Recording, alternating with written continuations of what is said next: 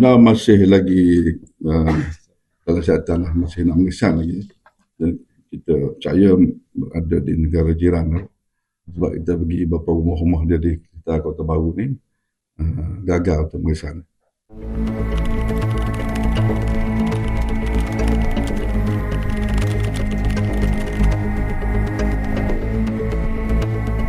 Daripada Thailand belum ada lagi. Belum ada feedback dari jiran ni.